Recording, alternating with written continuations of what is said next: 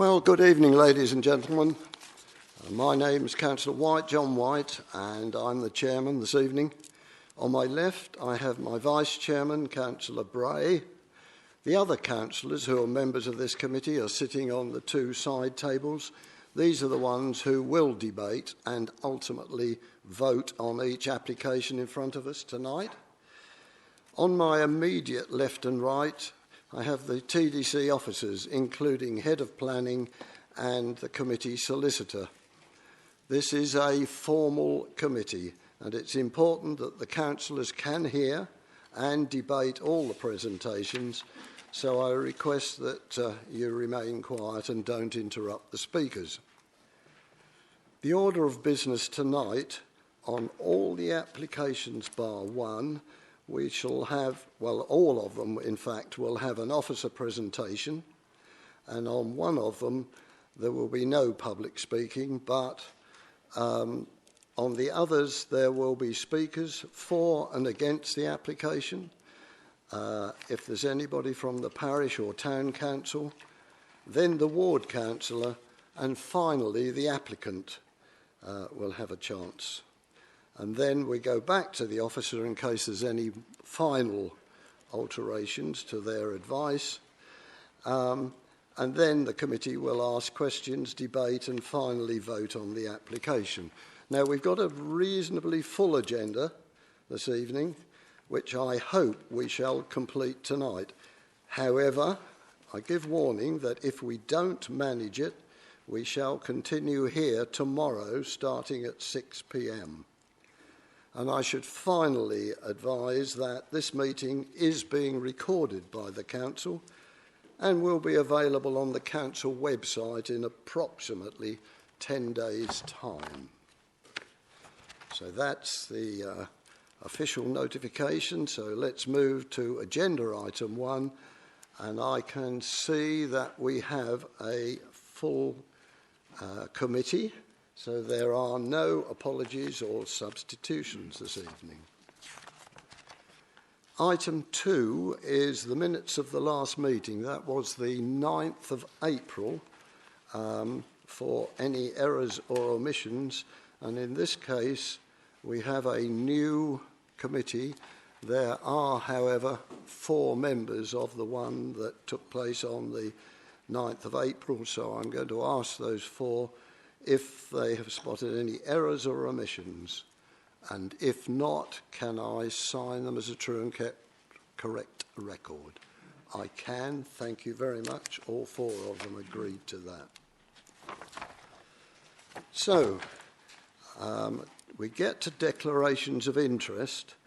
I don't think this is any different to the usual applications, but I personally have had quite a bit of lobbying by mail, and as is my usual case, the first thing I do is refer these straight back to the officers in case there's some new evidence so that they can put them on the green papers in front of you tonight. But if anybody has any other declarations of interest they wish to make, yes, Councillor McWilliams.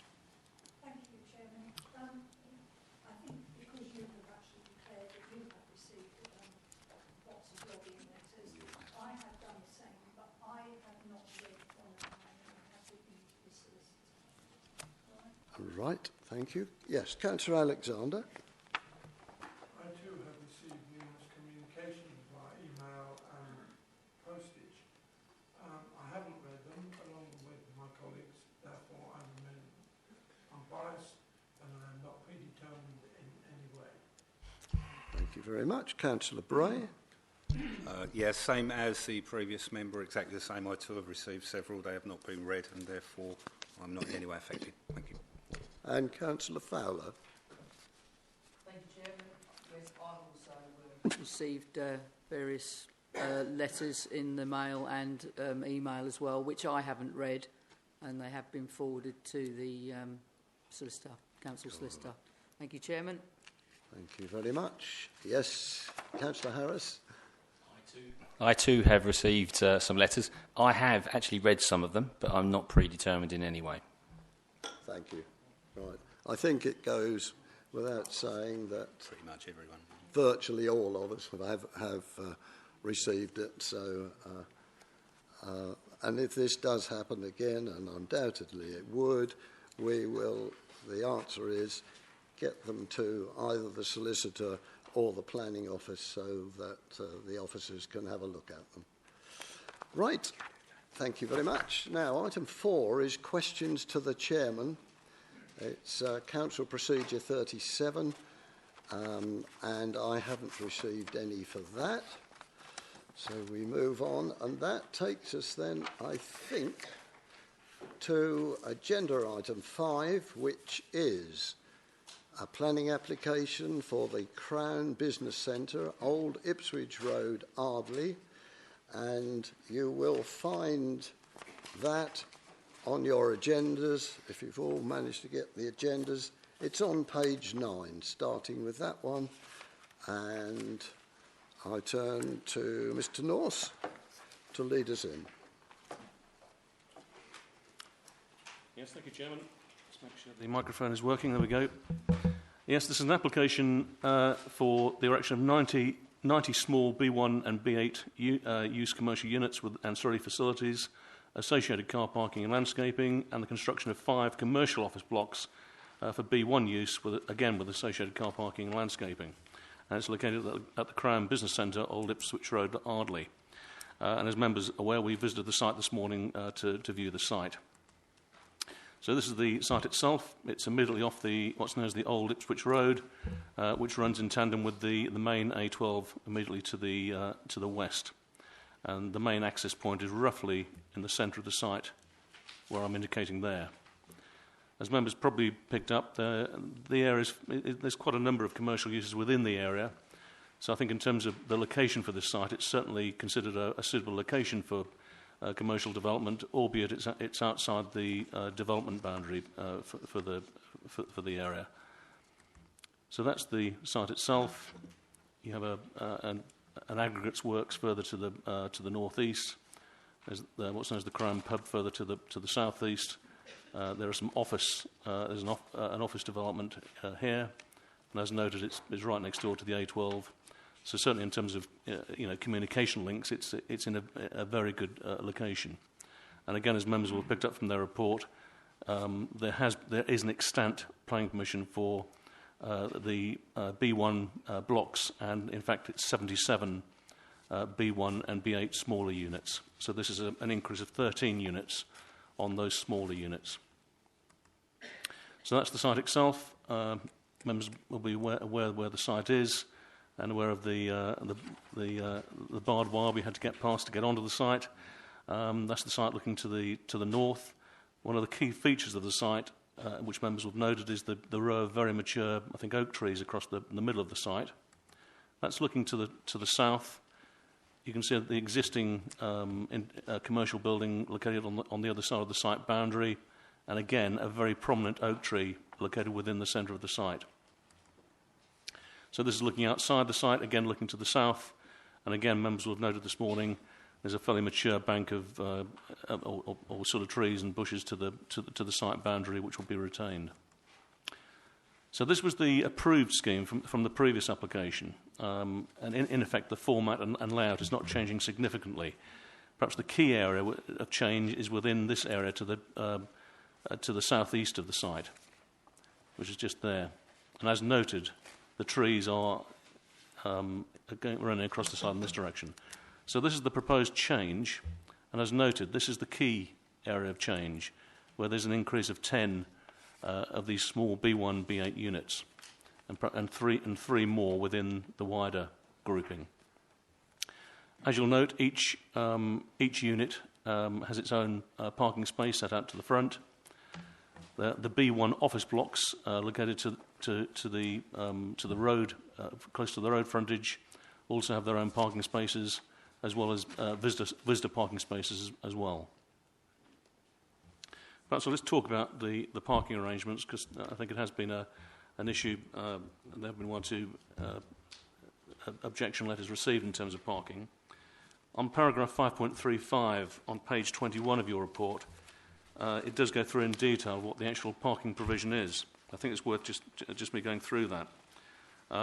As we note, for the B1 units, the total provision, in fact, being provided is for 203, that's 203 parking spaces, plus 14 disabled spaces, 56 cycle parking spaces, and 10 spaces for powered two-wheel vehicles.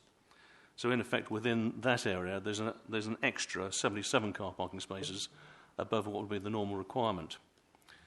Looking at the B1, B8 units to the rear, within that area, it is slightly below the level. In fact, there's 100 spaces being provided.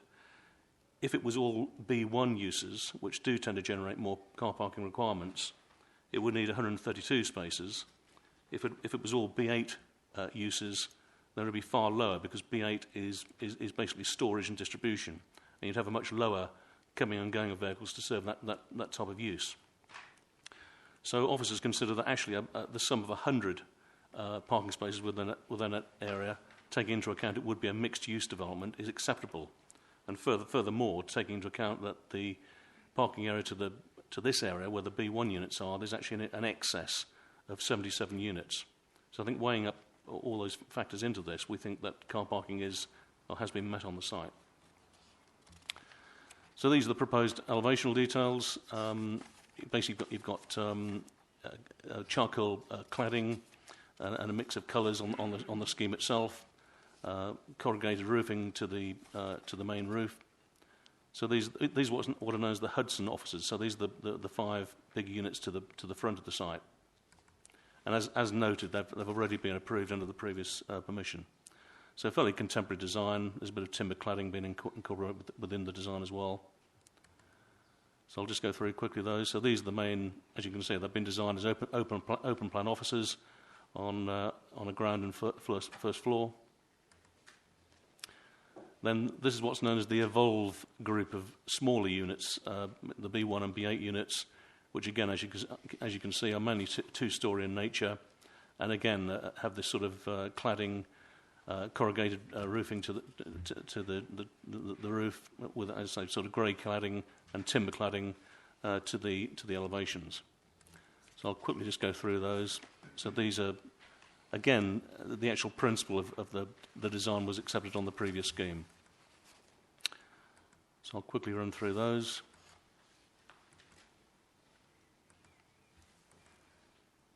And that's just the internal layouts. As you can see, they do vary in floor size. There's some very small sort of starter units, then some slightly bigger ones. They're predominantly the smaller units.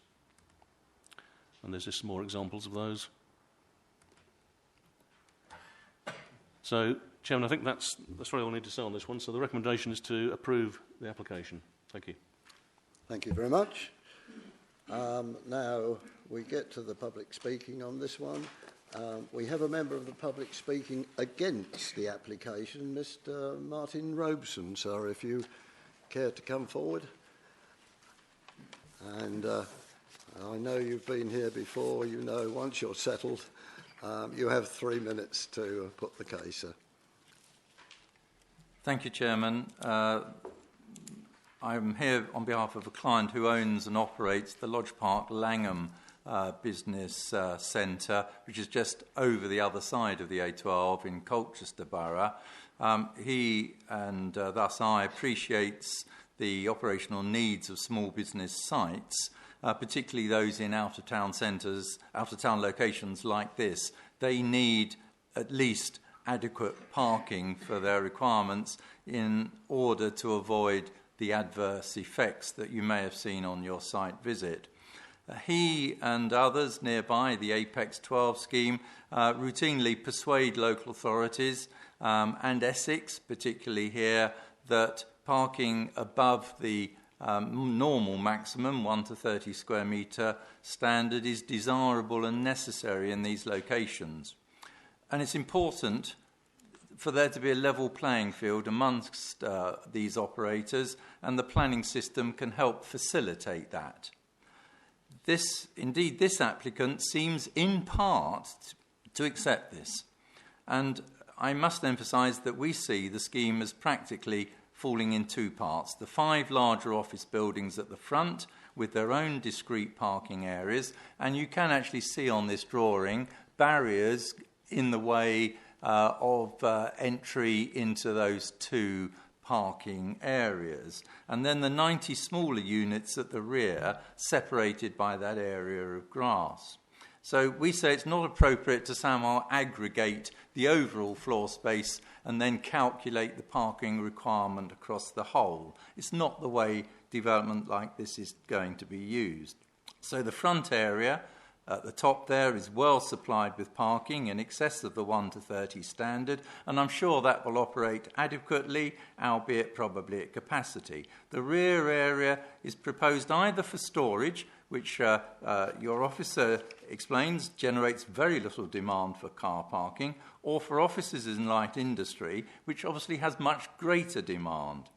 The problem is, if it's attractive for offices, there won't be enough parking.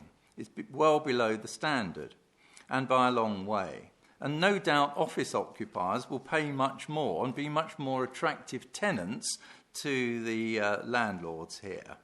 So the officers have presumed in their calculations that there's going to be a sort of bit of both, and have worked out the parking demand accordingly and kind of left planning for this to chance.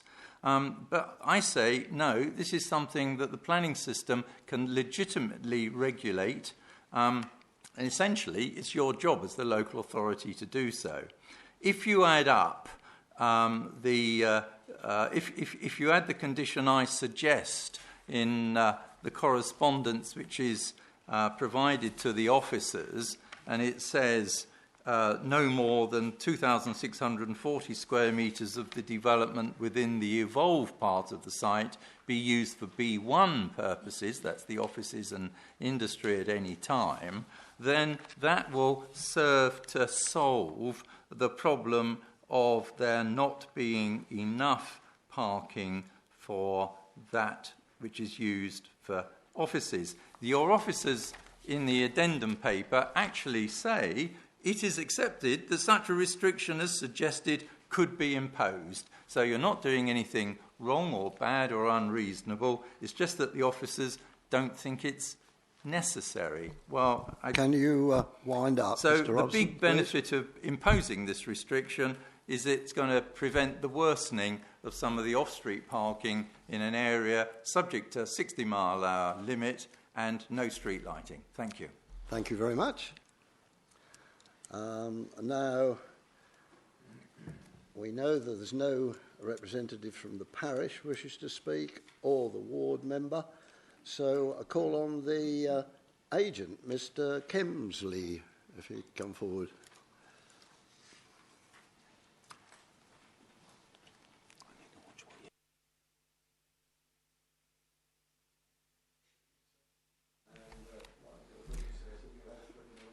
Thank you. Good evening. I'd like to point out the key aim of this development is to deliver employment floor space to meet the needs of small and medium-sized businesses, and particularly seeks to deliver a range of affordable, flexible workspaces that will be well suited to local startups. And the site already benefits from planning permission, and Evolve have been actively marketing the space, securing interest from a significant number of individuals and businesses. Now, Evolve have identified a clear need for this type of development. It will assist in the council delivering employment space for existing and new businesses within the district, which is a key local plan policy objective. As outlined in the officer's report, the application before you effectively seeks to increase the number of small business units on site from that already approved, from 77 to 90, whilst retaining the oak tree located towards the southeast of the site. We also wish to highlight that the previous application submitted in 2017 sought permission for 91 units, and whilst the proposals were deemed acceptable in principle, the planning committee deferred the application as members wished to see the oak tree retained. The protection and retention of the oak tree has been central to the thinking behind the current scheme. As you can see on the plan, the layout has been amended, which includes cell web protection around the root of the T1 oak tree, as highlighted on the plan. Given also the arboriculturist to set out detailed recommendations in respect to the tree protection during construction, this will ensure the oak tree remains protected in perpetuity. Now, we note the comments raised by Martin Robeson in respect of highways and parking. Now, the current application, indeed, the previous applications on this site have been subject to detailed consideration by both Essex County Council Highways and Highways England. Now, neither have raised any objections in relation to traffic impact. And we note the issue of parking numbers has been thoroughly assessed by officers who confirm the level of parking provided is appropriate given the nature of B1 and B8 flexible uses. I'd like to clarify one point that Mr Robeson raised in respect of the perception of barriers between the two parts of the site. Those are not barriers. That is clearly identified as a pedestrian crossing across the axis between the two sites. Now, we've worked closely with your officers both at pre-application stage and during the application process. We don't wish to repeat the content of the officer's report, and members will note we've resolved all other planning matters in respect of this application. And we're pleased to see that officer's recommendation application for approval, and we hope that the committee will accept this recommendation. Thank you. Thank you very much. Now, I'm just going to ask Mr North whether he has any comments to make on those two. Yes, Joe, and just really picking up on the points that were just made about the car parking, just to confirm, that these are actually footpaths shown on the plan and not barriers, so there would be access to other parking within the site for, users of the buildings further to the south. I think also Mr Robeson also referred to issues to do with parking that members would have seen this morning. I have to say, certainly from my impression this morning, there were not issues in terms of on-street parking outside of this particular site. And I think, certainly from an officer perspective, I think there is ample parking provided within the site for that situation not to occur. So I just want to make those points. Thank you, Chairman. Thank you very much. In which case, councillors, it's over to you for your views. Yes, Councillor Bray. Thank you, Chairman. Couple of issues. Obviously, the parking does seem to be an issue. It seemed to be okay when it was 77, so is there a particular need to move it to 91, or is that just additional profiteering, or profit-making, sorry? That's the first question I'd ask. Also, I can't help noticing there seems to be quite a lot of history with this particular application. It goes back a long way, so I'd really like some assurance that we're not just making another approval. I'd like to see something actually built, if it's going to be. Seems to go back a long, long way, so some assurance on that will be comforting. Thank you, Chairman. Thank you, Councillor Alexander. Thank you, Chair. I'm a little concerned by the highways and especially the road. That's my first issue. That the Highway Authority, and I'm looking at page 13, incidentally, for fellow members, the Highway Authority has advised that there is and will not be any future proposal for the road or footpath and development site to be offered for adoption. So the road, if I'm correct, will remain in perpetuity in the ownership of that and will become, in effect, unadopted.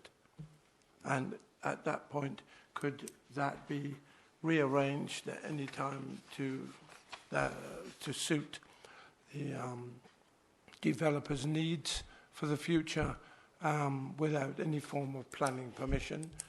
That's the first thing. And the second thing, which is even more concerning to me, is the EEC SUDs.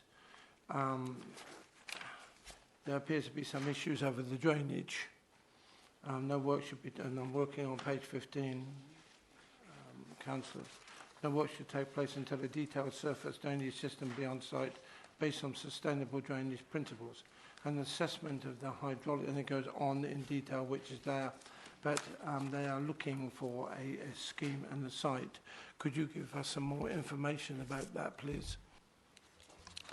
Yeah, Chairman, do you want to answer those 2 points? Yeah. Yes. I think in terms of the internal highway arrangements, no, they couldn't change those without a further planning application. So what you're seeing is what you're getting in terms of that.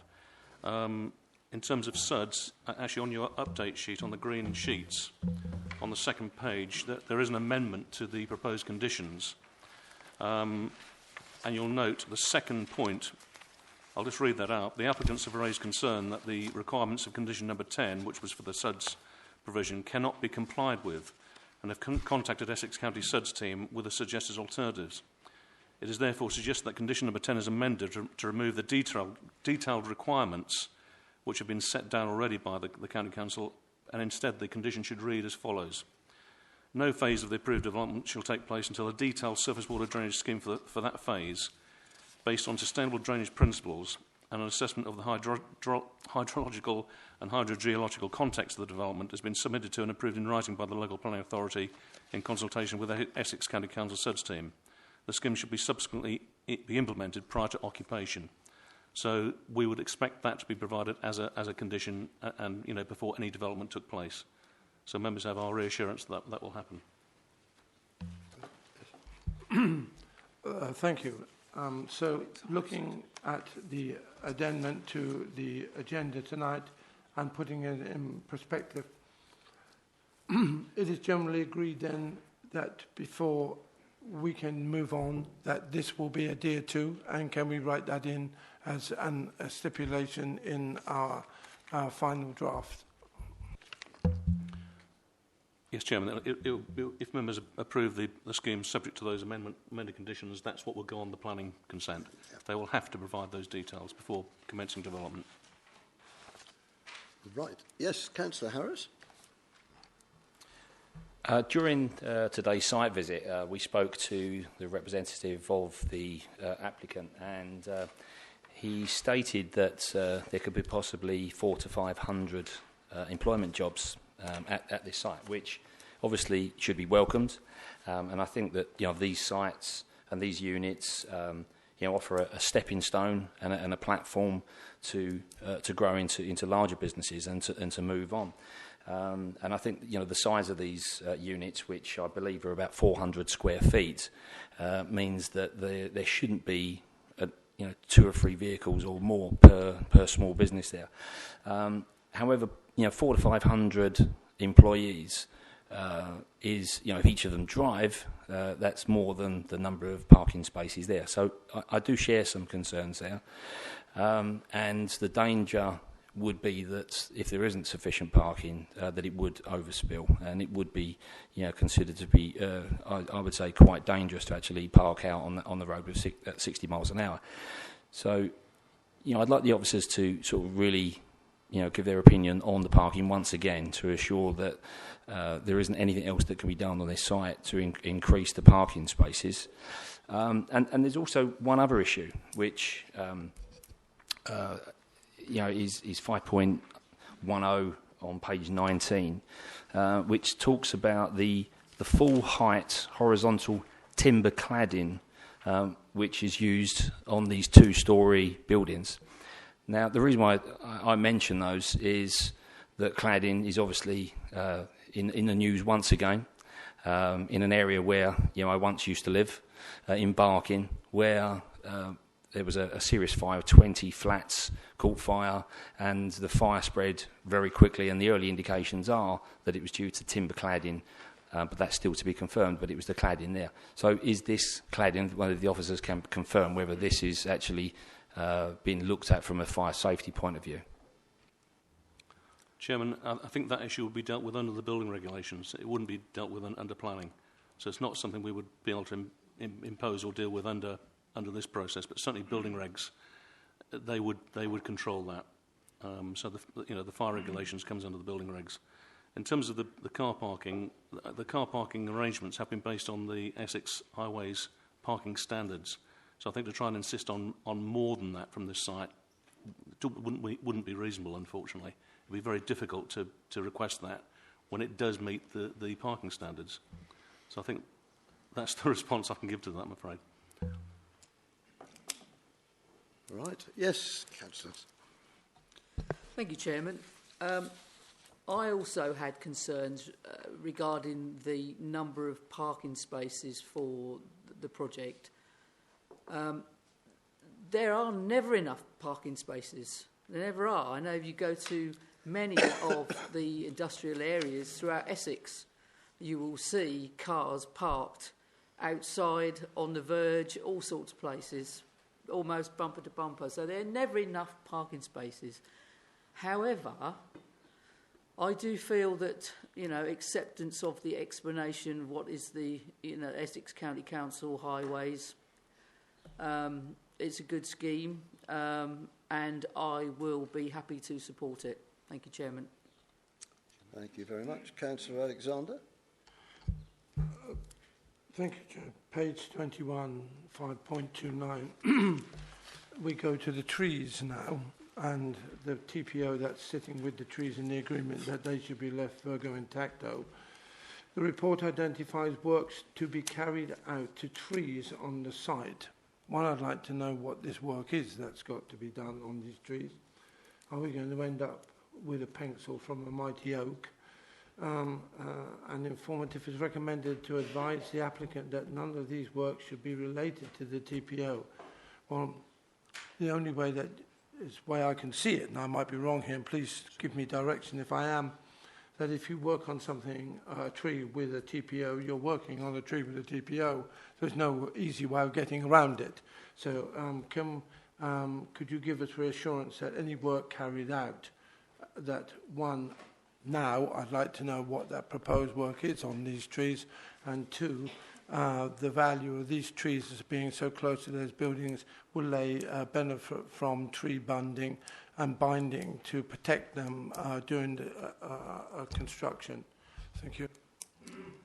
Yes, Chairman, it's my understanding that the tree roots would be protected during the construction of the trees. That's what the tree report concludes, I believe.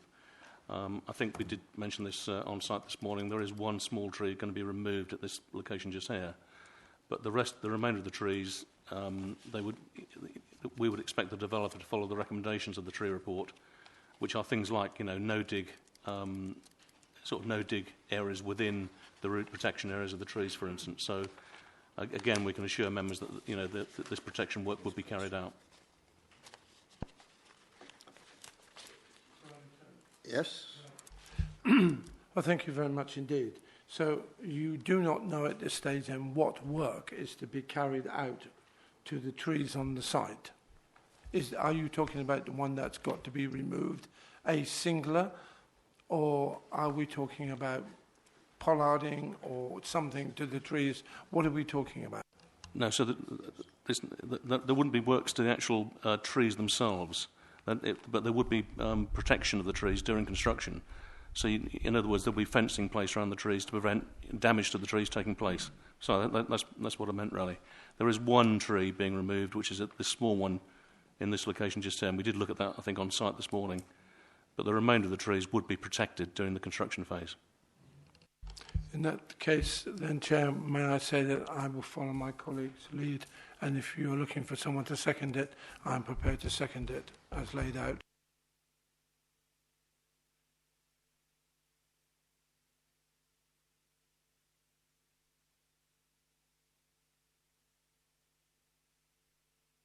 Sorry, microphone off. Yes, I've got Councillor Fowler to propose and Councillor Alexander to second. Any further points before I put the vote to you? No.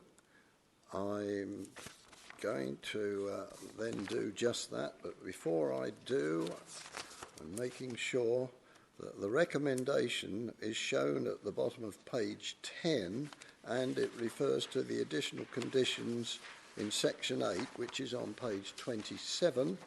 And now, I think I'm right in saying, also there's a set of words from the green pages that need adding.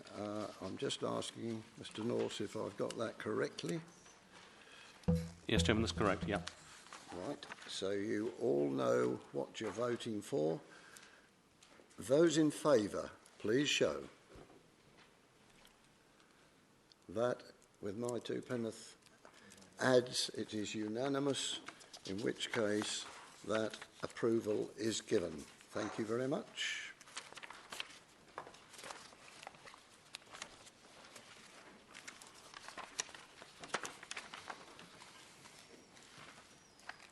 And now we move to agenda item 6, that is on page 29. It's land north of Cockaynes Lane and Alresford, and it is for an extension of time to complete the 106 as I understand it. So, Alison, you're going to lead us on this one? Thank you.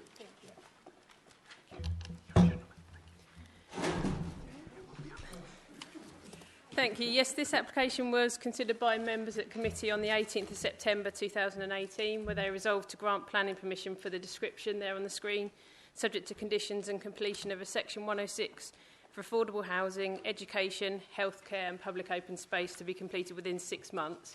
That hasn't been completed within 6 months. It is underway, but it's not yet complete, so they're asking for an extra 3 months. As the application's remained undetermined, it now needs to provide a financial contribution towards the Essex Coast RAMS, the Recreational Disturbance Avoidance and Mitigation Strategy, in accordance with Natural England's advice. The applicant has agreed to pay this, so that's being included in the 106. Other than that, the application remains as previously considered acceptable by members. So members are not being asked to consider the detail of the application today. That's why there was no site visit undertaken this morning, as all other aspects remain the same. So this is the site, and that's the site layout that was approved. So the recommendation is on page 31 of your papers, that permission be granted subject to the 3 conditions, starting on page 37, and completion of the Section 106, which now includes RAMS, within 3 months of today's date. Thank you. Right, now this is the one where we don't have any speakers, so we can go straight into members for their approval or otherwise. And you see the recommendation that is written. Is anybody wishing to speak on it before? No? Right. You see the recommendation. Do I have a mover? I do. Councillor Bray and Councillor McWilliams. That the extension of 3 months of the committee's resolution, and I'm not sure if there's any on 8.2, extra additional ones. Yes, they're on page 43. Human rights and finance implications. So with that in mind, I have a proposer, I have a seconder, that we extend this by a further 3 months. Those in favour, please show. That is again unanimous, so that extension is granted. Thank you very much. We now move on to agenda item 7. That's on page 79. It's land opposite the entrance to Michaelstowe Hall at Ramsey Road, Dovercourt. And again, this one has been approved subject to it coming back with the detail of the final layout. And so again, I turn to, I think, Alison again for this one, please. Thank you. There's 2 corrections on the update sheet that I'll just draw your attention to. And as Councillor White said, in granting the outline permission in January 2018, members requested that the reserved matters return to Planning Committee, which is why it's before you today. So outline planning permission was granted with all matters reserved. So today we've got the reserved matters for access, appearance, landscape, layout and scale to approve. This is the application site in Dovercourt. You've got a covered reservoir to the north of the site, and then, sorry, not to the north because the plan isn't north orientated. You've got 9 dwellings approved in this location, and then you've got 1980s housing surrounding the site. So you can see the context of the site there. You've got horse paddocks below. This shows you the site plan. And these are photos from when the outline permission was granted. So they show you the buildings that were previously on the site that have now been cleared. You will have seen the site today. And these show you the neighbouring properties around the area. So you've got a mixture of bungalows and 2-storey. So this shows you the layout. You've got 14 dwellings. You've got 2 bungalows in this location here.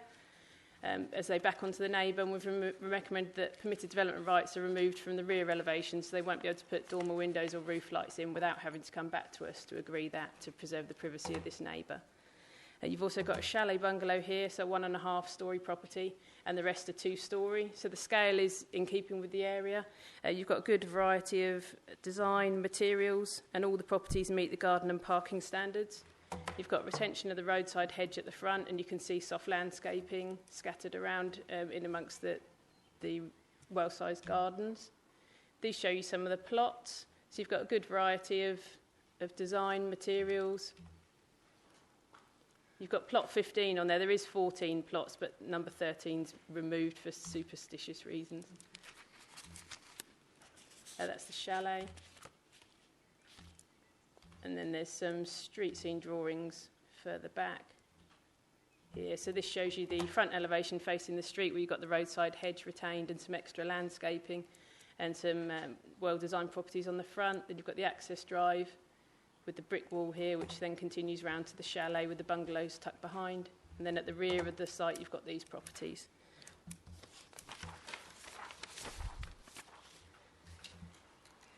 So the unilateral undertaking for RAMS has been completed as detailed in the report, and it's recommended for approval subject to the conditions on page 89 onwards. Thank you. Thank you very much. Now, I've got no speakers have indicated that they wish to speak on this site. I have to say I was quite impressed this morning when we found that the applicant had given us examples of the brickwork that he was going to, the colours of the brickwork that he was going to use. To my knowledge, that's about the first time we have actually seen that done, and it is very helpful. So there we go. Speakers, yes. Councillor Bray. Thank you, Chairman. I was impressed too. I quite like the layout. The design looks really good. A lot of effort seems to have been put in on this one. I'm very impressed, so impressed, in fact, that I'd like to propose approval. Right. Yes, Councillor McWilliams. Yes, so was I. It was nice going there and just seeing that. And as you say, to be shown how the bricks were going to appear and the design of that. Brilliant. And I'm happy to second that proposal. Right. Other councillors, any comments? No? Right. In that case, we've got a proposer and a seconder. You will see on page 80 it is recommended for approval, subject to the conditions on section 8. That's page 90 of your agenda, the standard ones, and no comments, in which case I'll put that one to you, that this application at Michaelstowe, opposite Michaelstowe Hall, is recommended for approval. Those in favour, please show. Again, that is unanimous. So that application is approved.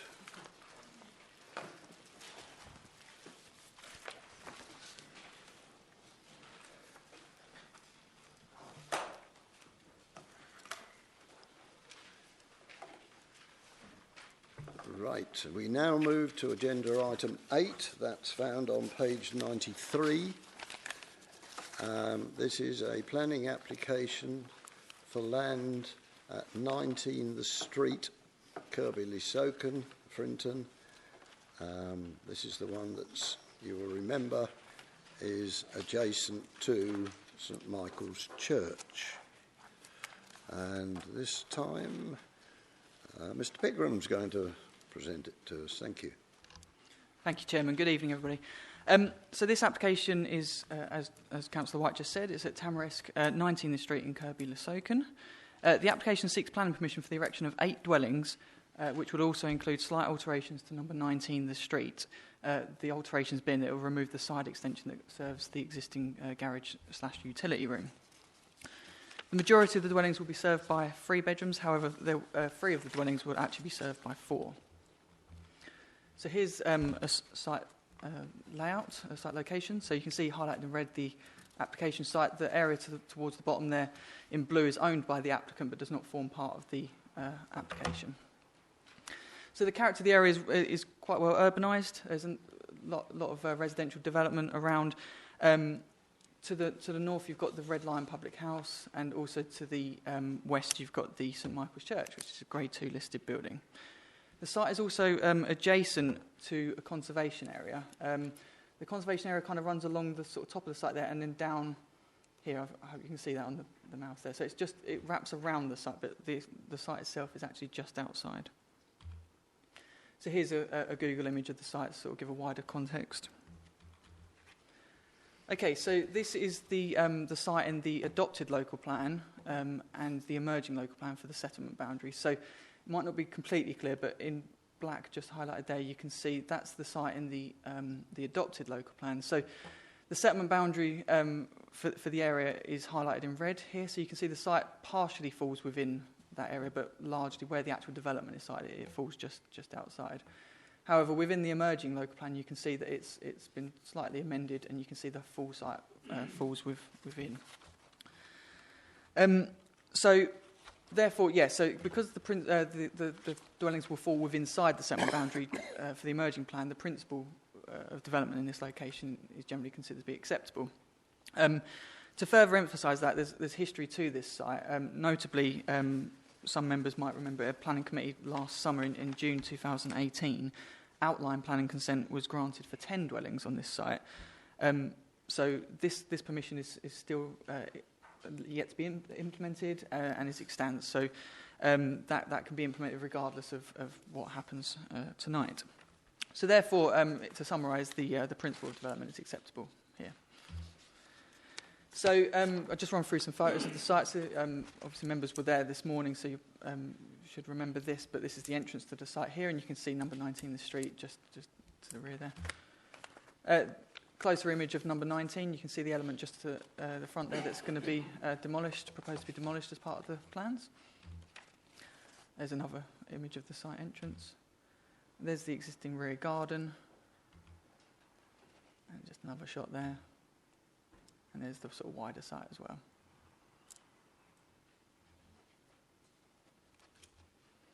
Okay.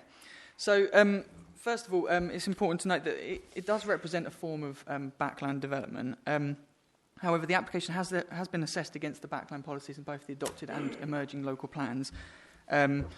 And the development meets all the criteria within this, as amongst other things, it does not result in a hard urban edge to the settlement, does not represent a form of tandem development with a shared access, and will not set a harmful precedent. So I'm just going to run through the differing designs. There's 4 different types in total. So this is type A, which is a single-storey property, as is type B. Type C moves to a 2-storey property, and as does type D. So in terms of the design of dwellings, it's considered as a good mixture of single and 2-storey designs. They also include a number of features, including chimneys, front gables, brick plinths, canopies, just elements to sort of break up the bulk of the overall development. So that we're therefore satisfied it's well designed. In terms of private amenity space, all 8 dwellings meet the minimum requirements of 100 square metres, and that also applies for the existing dwelling number 19 the street. In terms of heritage impact, if I just run back to this one, you can see just to the west of the site is a Grade 2 star listed building, St Michael's Church. There's also 2 other Grade 2 listed buildings to the north of the site. And as I mentioned earlier, the site is adjacent to a conservation area, so obviously the heritage impact is quite a key consideration of this application. Accordingly, we consulted our external historic environment consultant, and they've said that, predominantly speaking, because of the 10 dwellings that's extant on this site, there's not really any strong objections to the proposal. The layout has been designed to ensure that important views of the Grade 2 star listed building are not harmed, and the Grade 2 listed buildings further away, located such a distance away that they're not really going to be impacted by this development. So it's therefore considered that the development represents less than substantial harm to the nearby listed buildings and conservation area, and also there are public benefits of 8 new dwellings. So therefore the heritage impact is considered to be acceptable on this occasion.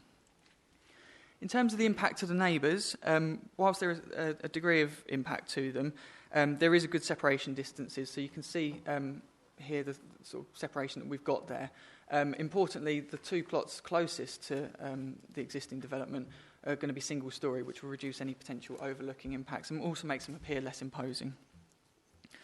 Essex Highways Authority have raised no objections to the scheme, subject to a number of conditions. The plans demonstrate there will be sufficient parking provision for all of the 8 dwellings, as well as the existing dwelling, number 19 in the street. And as was discussed earlier on site, the proposed access width is to be 9 metres following the part demolition of number 19 in the street.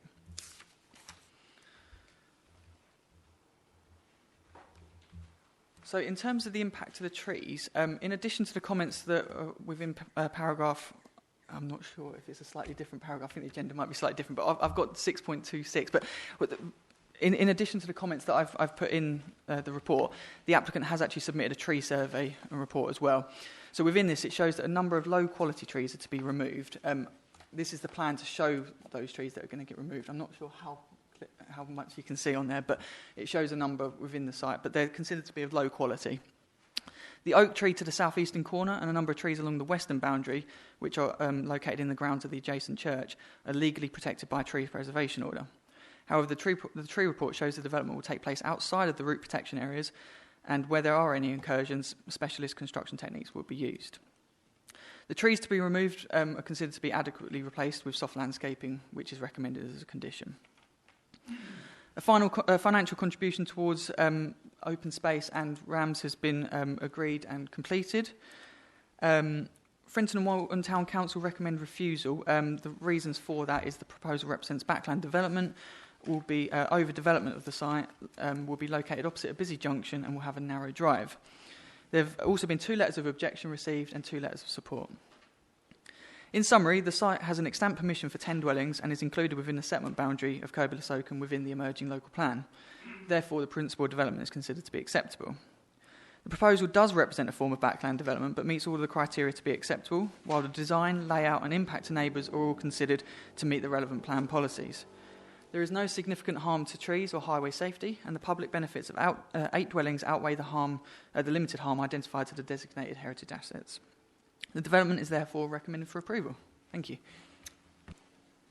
Thank you very much.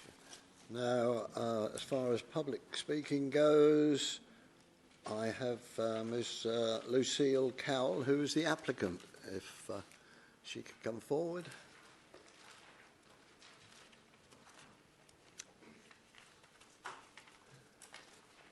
Welcome, and once you're settled, you've got 3 minutes. Thank you. Okay. Thank you. Good evening, committee members, ladies and gentlemen that are sitting behind me. My name's Lucille Cowell, and I represent Montesa Limited, who's the applicant for this development. I actually grew up in Kirby-le-Soken, very close to where this was, and I have a strong affinity with the village. I also still live in the area and have done for the last 40 years. I feel this development of only 4 bungalows and 4 houses is actually a small development and should have a low impact on the village. We have worked closely with Natural England, as you've just heard, and we are trying to keep as much of the natural habitat and the trees as possible. We have also spoken to English Heritage, which again you've just heard about, and the church as well, and both of them are happy with the design of the properties and also the layout now of the site. As you will have seen from your reports and the application, it is on the same footprint as an outline development that was approved last year for 10 properties. Since then, we've obviously reduced the units by 2 to 8. We've also moved the boundary or the access road into the site further away from the church. Highways have also looked at the new access, which again has just been discussed, and they're happy with the sight lines, the main road, and also the width of the road. Hopefully, on your site visit today, you were able to see the site, ask all the questions and get the answers that you needed. And we look forward to hearing your decision. Thank you very much. Thank you very much. for Mr. Anything further to add, Michael? Or were you happy with everything? Good, right. Councillors, it's open to you. Yes, Councillor Harris. Thank you. Firstly, I'll confirm that Frinton and Walton Town Council, who have objected this, are not here tonight and are not speaking. No. Okay. In the 2 letters of objection received, one of the items here is they put will result in flood issues. I wonder if the officer could make any comments on that, please. Right. Thank you. Comments on the flood issue. Would you like me to repeat that? Sorry. Okay. The 2 letters of objection, number 2 here, it says it will result in flood issues. So I was wondering if you could make any comment on that, please. Yep, sorry about that. So the site doesn't fall within a recognised flood zone. So from our point of view, that we're happy with that. Councillor McWilliams. Thank you, Chairman. Just going through everything here and listening to what we saw today, I'm obviously of the understanding that as we've already approved 10 houses previously, or 10 dwellings, that if we were to refuse this, obviously it would go straight to appeal, and then where would we be? And the backland, that was approved the last time this came before us as well. So in all of this and what has been explained and what we were seeing today, I'm inclined to recommend this one for approval. Right. So I have an approval already at this stage. Yes, Councillor Harris. I'm happy with this. I'm happy to second it. And to second it. Right. Further comments? Councillor Alexander. Could we go back to the e-foil, which shows the red and blue outline? That's the one. In the original application, and I noticed that in our agenda tonight, there's an error, isn't there? Because if you look at this, the development site that we're looking at here runs right the way down and encapsulates the blue area, which in fact is not on there at all, is it? That's now been removed from the application. Anyway, that's by the by. Within the original application,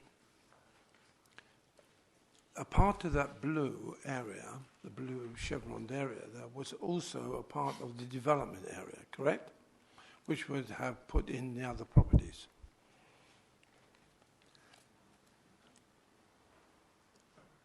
Martin.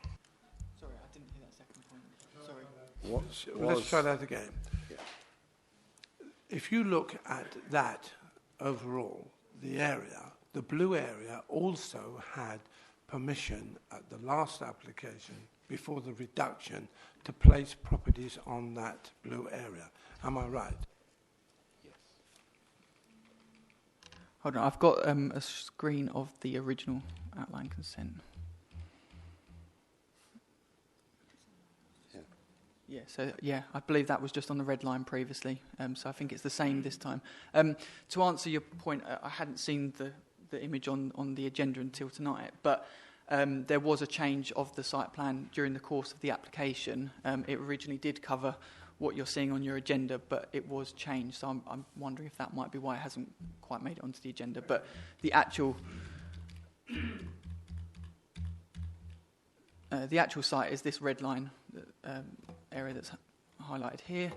The blue is in the applicant's ownership, but it just doesn't form part of the development.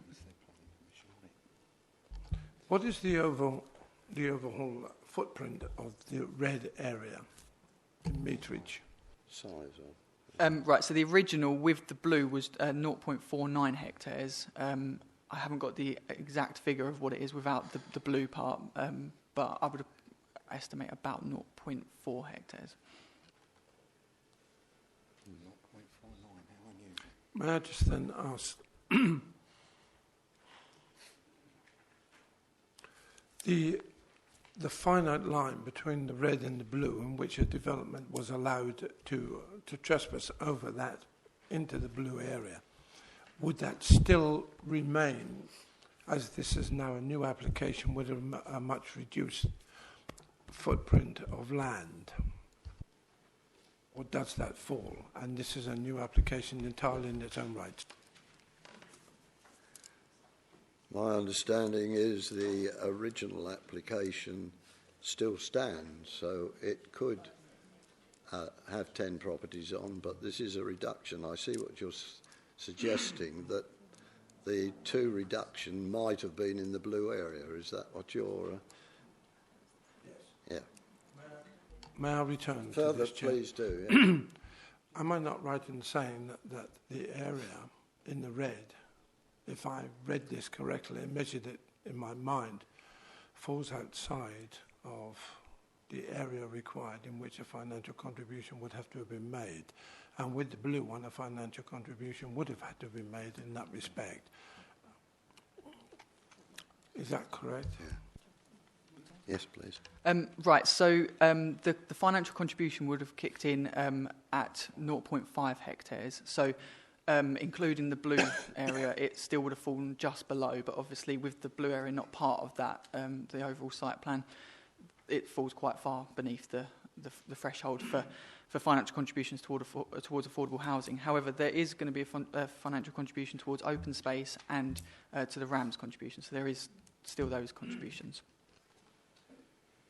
Thank you, Chair. That satisfies me. No further points I have. Yes, Councillor Bray? No. I've got a proposer for this and I have a seconder for it. So if there's no further comments, just remind you the recommendation is shown on 94 with the additional conditions which appear in this case on page... additional conditions appear on page 112, I think I'm right in saying. Yep. So you know what you're voting for. Those in favour of this application, please show.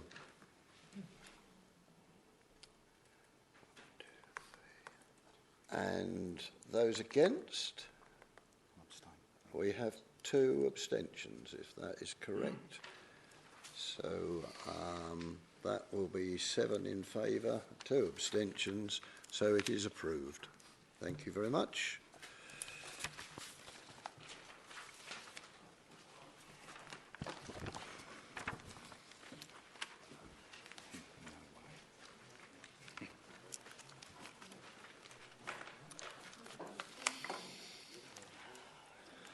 And now we move to agenda item 9, to be found on page 115 in your agenda. This is a planning application for a piece of side land in 85 Salisbury Road, Holland-on-Sea, and Miss Newland gets it. Thank you very much. Thank you. There's one correction on the report, again for this one on the update sheet, because the formatting issues. The application was called in by Councillor Winfield, who finds the application contrary to HG9, which is the amenity space policy, HG14, which is side isolation, and TR1A, which is the highway safety policy, and concern about the neighbouring tree roots. So the proposal is for a 3-bedroom bungalow on land in the side garden of 85 Salisbury Road in Holland-on-Sea. You can see this site plan here. The site lies within the settlement development boundary of Holland-on-Sea, so the principle for residential development is accepted, subject to the detail of the proposal. You've also got a protected beech tree at the front here, subject to a tree preservation order, and the green that you can see there is its root protection area. This just shows you the aerial view. You can see it's in a built-up area, and it just forms a large side garden to an existing property. The area is a mix of 1- and 2-storey properties, so the proposed bungalow wouldn't look out of context in terms of its scale, and the materials would match the host dwelling. This is the existing property at number 85. And this shows you the application site here and the neighbours along to the side road. which are mainly two-storey, but you've got one bungalow as well along that boundary. This is looking to the rear boundary of the existing property. And then this is a view from the neighbour at number 3 Princes Road, looking down onto the site. This is a two-storey property, obviously looking down onto the site, and then you've got a bungalow next door. We've had 11 letters of objection. They've been from 4 addresses along this side boundary on Princes Road, and from a county councillor as well. So as I said, you've got two-storey properties here and a bungalow, and then two-storey beyond. This plan shows you the side isolation, which was a concern in the council calling it in. So policy HG14 seeks a minimum of a metre side isolation. You've got a metre to this boundary with the neighbours, and then you've got 1.5 metres here to the existing property. So there's no conflict with the side isolation policy. The garden is 179 square metres, and 100 square metres would be required, as it's a 3-bed property, so it exceeds that. And it provides 2 parking spaces on the drive and plenty of parking and amenity space for the existing property.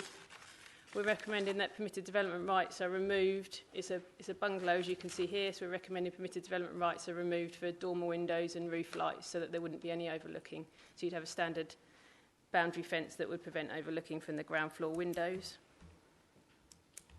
And that just shows you the floor plan. So, as I said, we've got in the neighbouring property, you've got this protected beech tree, protected by tree preservation order. A tree survey was submitted during the course of the application, and that resulted in the property being pushed back outside of the root protection area of the tree. So with that new siting, we're satisfied that it removes any potential harm to that protected tree. The unilateral undertaking has been secured for the open space and RAMS contributions, and the application is recommended for approval subject to the conditions on page 125 onwards. Thank you. Right. Thank you very much. In this case, we have a member of the public speaking against the application, Chris Pittock, if I have pronounced it correctly. Welcome, sir. Get yourself established and get the microphone live when you're ready, and you have 3 minutes, sir. Can you... That's it, you're live. Mr. Chairman, I respectfully address the members on behalf of the residents of Princes Road, who will ultimately be affected by the decision to approve the development laid before the Planning Committee this evening. I would like to raise issues with respect to the salient points contained within the report of the Head of Planning to the objections raised by the concerned 100% of the parties affected. These being, and I relate to, Executive Summary, paragraph 1.4, fencing and soft boundary vegetation, the installation of the new fencing, which will surround the properties, will require the removal of the attached vegetation, and as such, some of the vegetation has already been removed. Paragraph 6.9, enhance the local environment. We believe that this will not enhance the local environment, and we will not be sympathetic in aesthetic values to the affected properties in Princes Road. But bearing in mind that this is an established community and has been for several decades. Paragraph 610, scale, mass and form. The proposal is flawed in our opinion as to the scale of height and position to the properties affected in Princes Road. Paragraph 6.14, materially damaging impact. It will restrict light due to roof height in the early afternoon through to the evening hours, especially in the autumn and winter months when sunlight is at its premium. And as a result of the roof height and the development straddling the entire width of our rear garden, casting a loss of light will be evident. The structure will rise to a height that you would expect to see on a penal institution. Paragraph 616, shadowing. We have lived at this property for several years and can definitely vouch for the effect of shadowing at certain times of the day. I have an issue with health issues, undue stress placed on the local residents due to delays and changes within the district council itself, the change of council being part of that. In conclusion, I believe with the current trends regarding planning issues, the future of sympathetic, characteristic, natural, decorative and ecological aspects of the established landscape of this area will be sacrificed to the relentless onslaught of development of confined spaces, which we feel this is. It is not in keeping with the area, in our opinion. It will have a huge impact to the quality of life on bona fide residents and their communities. Any loss due to the replacement of green, open and free space with bricks and mortar will subsequently erode the already fragile environment of this area. It can and never will be replaced, and with this legacy of today, adverse decisions and policy making, future generations will be left to inherit the detritus that only time will reveal. Thank you very much for your attention. I have been in public service for many years and I was looking forward to a happy retirement. Unfortunately, it's turning out to not be the case. Thank you very much for your attention. Thank you very much, sir. Now, Councillor Winfield now has the ward member. Good evening, Chairman and members. I'm here speaking on behalf of the resident, Mr. Patak, and his partner. We've all had the technical bits and pieces about this, but I'd like to point out the reason why we're here, really. Our residents have worked all their life to pay for their mortgage and get the house of their dreams. When they come to retire, after a considerable search, they found the house.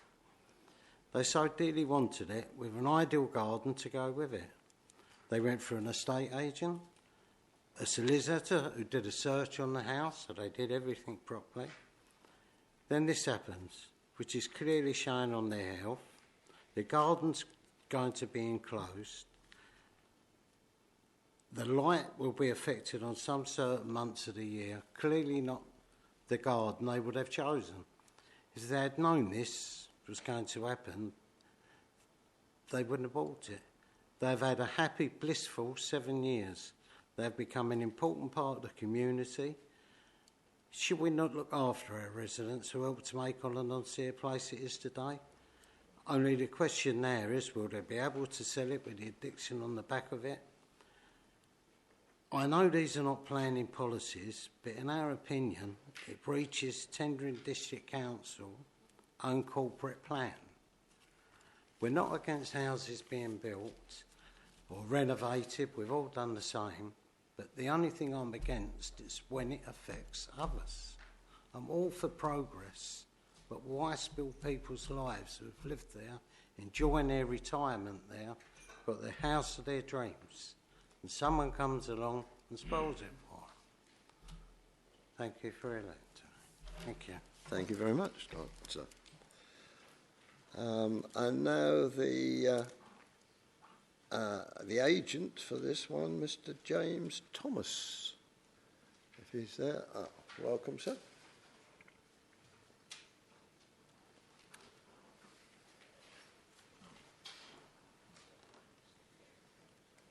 When you're settled, sir, you have 3 minutes. So. Thank you very much for inviting me to come along this evening. We note the complaints that have been made with regard to this application, and we have worked in conjunction with the planners in order to try and minimise the impacts on the adjoining neighbours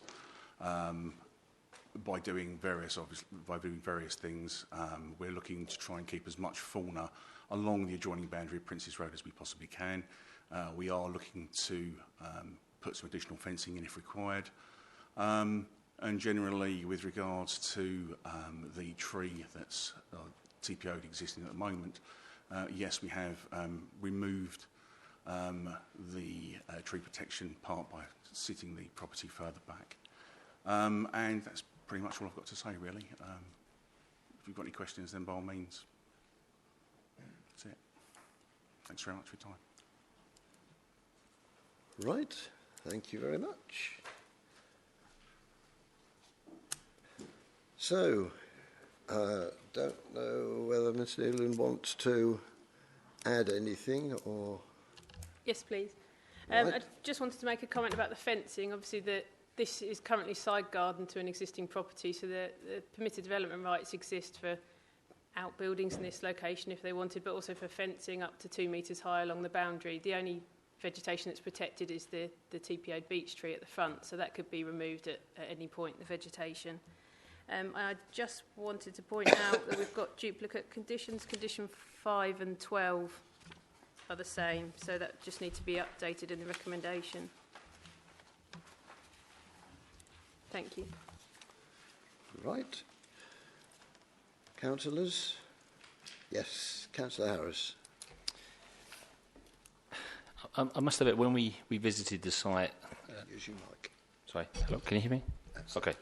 I must admit, when I visited the site, or we visited the site this morning, the thought of the new bungalow going into that site, made me think that perhaps we're trying to shoehorn something in there into that space, and listening to the member of the public there, Mr. Pittock, I deeply sympathise with him and with his viewpoint. And, I think the questions for this committee are that, he mentioned, it's a confined space. I believe that the space there is in question. Whether it meets the exact measurements, I still think when you take a step back and you look at it in relation to the houses that are backing on, I think that there are some issues there. I think that the point that the light is restricted, particularly in the autumn months into those back gardens, I think it's a very valid one, and I think that that's got to be taken into consideration. Certainly, there's restricted light there, and that inevitably will lead to a quality of life there and enjoyment of those properties, which will be harmed if that property goes ahead. And of course, the shadowing was also mentioned as well, and it probably will cause a certain amount of shadowing as well. So I do have some concerns, and the fact that the complaints have come in from the bordering properties sort of speaks volumes to me, and also the fact that the ward councillor has made representations against this as well. Thank you. Right, Councillor Bray. Thank you, Chairman. Yeah, I'm inclined to agree with Councillor Harris on much of that. The other thing I couldn't help noticing is it does seem to have been squeezed into a small space. There just doesn't seem to be enough room for it. That's sort of highlighted by the position of the front door on the side of the building, so side door, front door, call it as you will, which seems to open out virtually onto the property next to it, almost hitting it. It just feels the design, frankly, is not impressive. It looks far too much to me like a quickly thrown-in mobile home. But if you show I think the top elevation sort of shows it clearer there. You can see the front door on the side of the property almost opens into the next property. And if there is only a metre gap there, I assume the furniture's going in through the window, is it? Because it's certainly not going in through the door. So I think, all in all, the design's awful. It's been squeezed into a place which appears to be too small for the size of the stamp. I'm not particularly impressed with this one. I will struggle to support. In fact, I won't support it. Thank you. Councillor Alexander. I must say, I agree with Councillor Bray entirely on this. The design of this I find confusing because there appears to be so little space for anything around that property. It's bound up tight to the boundary fence, the wooden fence with the vegetation. And although this is not a planning issue and nothing to do with this application, somebody owns that vegetation, and whoever it is may not like the idea of them chopping into it.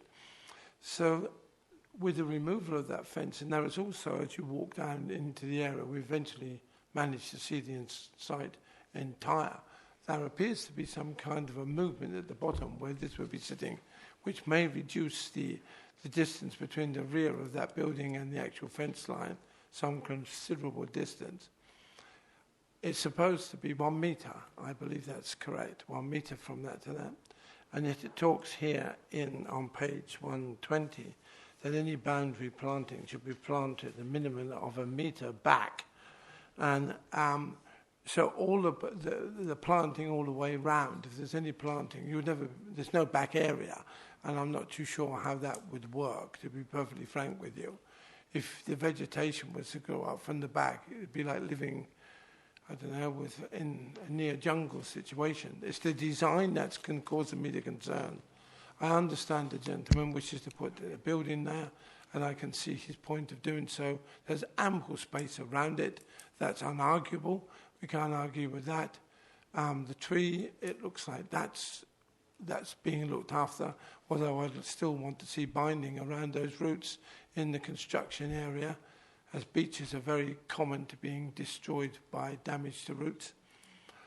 And that's a copper beech, which is very unusual in this area. But I'm worried about the design.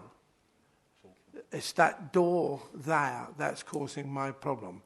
If you have a large settee or whatever, how on earth are you going to get it into the property? Fridge freezers, I don't know, other things that people take into their properties.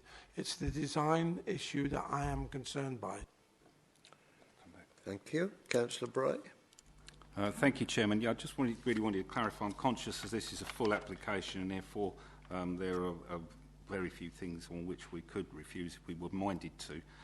Can I confirm with officers, please, that design is an issue that we can use as a reason for refusal? Thank you. Yes, if you're concerned with the design, either in isolation or that it's out of context in that area, then if you can specify the specific concerns, then we could frame a refusal around that. Thank you, Chairman. In that case, I'd like to propose refusal with the reasons being around design, and I should allow the experts we have as officers to sort that out for me. I think pointy was the one I used in the earlier session. Thank you. Councillor Alexander. May I come back, Chair? Is that acceptable? I'm going to go along with Councillor Bray on this, but the Essex design, what are the guidelines that they lay down for us to follow on this? Because I don't see anything that contained within the building as it stands at the moment. As I say, I've got no problem with the build at all, if that's what they want. It's just the design and the way it's been laid out that's causing the concern. And I do see that it would have an impact on the area, the area of Printers and Salisbury Road. And I'm wondering how Essex Design would look at this as a building. Right.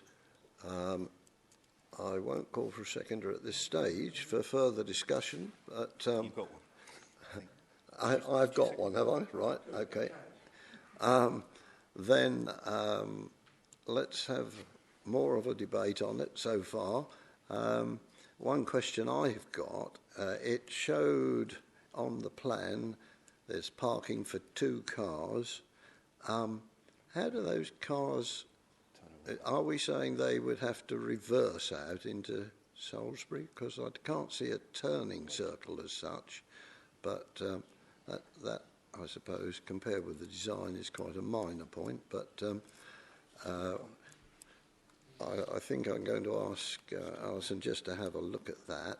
Now, other points from various people. Councillor McWilliams. Thank you, Chairman. I personally would like to see something totally different to what is on offer here at the moment. I see that as cramped in the area there and the design. Yes, okay, there could be a problem with shadowing, that even if a garage was there or whatever, but I'm not happy with the design myself. And I agree with what Councillor Bray was saying. How do you get a settee in there? When we looked at that, we did sort of try and work out how we would put furniture in there, and we came there wasn't any way to do it. But so I too have got concerns regarding that. Thank you. Right. Other speakers? Now, if there, yes, Councillor Harris. I just want to come back to the shadowing again, and a comment that was made early by the resident is that the length of this, or the design of this property and the length of it gives shadowing right across the backs of those houses. So we're not looking at potentially a small little garage there. This is a full length property, which I think is a real concern, and I think it's out of place, and I will be voting against it. Yes, Councillor Fowler. Thank you, Chairman. I have to agree with colleagues. I mean, I wasn't sure at all until this evening, even when we were there. But now, looking at this slide here, this has made my mind up that is too squashed in there. The design is all wrong in my mind, so I can't support this application as it is. Thank you, Chairman. Right. Now, if just a word of advice, if we are going, as it would appear we would, I'll give Alison a chance to come back on some of the points that have been raised, yes. Thank you. Yeah, so in relation to the parking, Highways have obviously been consulted and they haven't got an objection. They would have to reverse out unless there's no turning circle there, but Highways haven't requested it. So there's no objection in those terms. In relation to the design, you can see the character of the area is quite strongly hipped roofs, quite dominant roof forms, and including on the existing property next door, it's got this gable, but it's got a very similar roof form to what they've proposed here. And so it's trying to pick out which features would make that specific design out of character. Again, you've got render and brick and those tiles in the area, so it's not the materials, it's not the hipped roof. Is it that it's got quite a bulky roof for a bungalow, perhaps? You talk about it being cramped as well. So, as I said, in relation to the side isolation, it says a minimum of 1 metre, unless circumstances warrant more. So you've got 1 metre to this side, and you've got 1.5 here. This property obviously currently sits in a big plot. You've got the neighbour here that's right on the boundary here, and it looks like 1 metre here. And then when you spread out, you can see they are on quite tightly spaced plots. So being cramped in its plot would be a very difficult reason to defend. You've obviously got a slightly different situation where this is side onto rear gardens. There's also a concern about loss of light. That's quite a technical assessment for Officers Against the Essex Design Guide, where we take a line down from the pitch of the roof. So the overshadowing would be in this area, basically. So you'd have a fence 1 metre away. So the overshadowing would just be to this area of the neighbour's garden where we could demonstrate any harm. So it's not something that we could substantiate a reason for refusal on in this case. Right. Councillor Bray. Thank you, Chairman. Yeah, I hear what you're saying. Yes, the roof is part of the issue. The position of the front door is also part of the issue. And also, when you showed us the rest of the plots in the area, I didn't see any quite as narrow as that. It's the narrowness of the building that causes the problem. It doesn't blend in with anything else. It's too narrow. It's not effective. It doesn't look the way it should look. The design is just wrong. It's just completely wrong. I'm not sure that we can't find a way to defend an argument on design here, because I think there is one. So I stand by my proposal to refuse. So HG14 would be the policy I'd suggest in terms of it being cramped. So it is a narrower plot than you've got in the immediate area, and if members are saying that results in harm, then it would be HG14 rather than the design policies of the QL 9, 10, 11. So that would be detailed design. So yeah, I'd suggest hinge it more on the side isolation. All right, Councillor Harris. Well, for me, the actual building itself would be fine. I've got nothing against the actual design of the building, but for me, it's location. It's exactly in the wrong place, and it's the effect that it's having on the surround and the surrounding, houses. For me, that's the problem. Right. Well, if your recommendation is against the officer's decision, you will have to provide the evidence for that. and I think Alison's helped us on the various points that we could put in it. And in the case, unless there's anybody else wants to add things, I'm going to get her just to re-quote the HG14 and the various other items.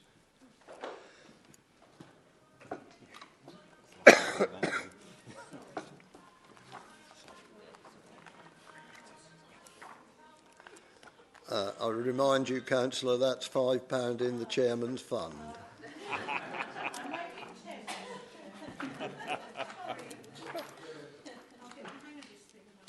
At least the music was good. Right. So policy HG14 in the SAVE plan says that proposals for detached in other dwellings, including extensions to those over 4 metres in height, which this is, it's 5.1 or 2 to the ridge, will be required to retain appropriate open space between the dwelling and the side boundaries of the plot to ensure that new development is appropriate in its setting and does not create a cramped appearance. So that's HG14 Part 1. Part 2 relates to neighbour harm resulting from that, which I don't think we could substantiate because there wouldn't be a demonstrable harm from loss of light or overlooking. So it would be HG14.1 that it's not appropriate in its setting and it creates a cramped appearance. That's fine for me.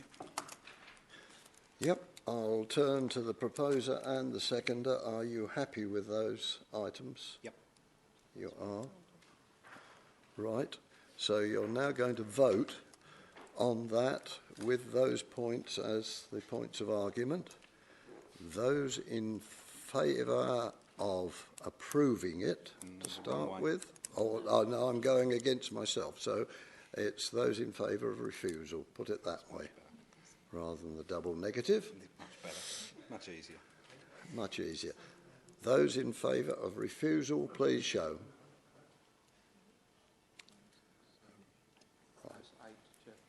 Thank you very much. That item is refused permission. Thank you.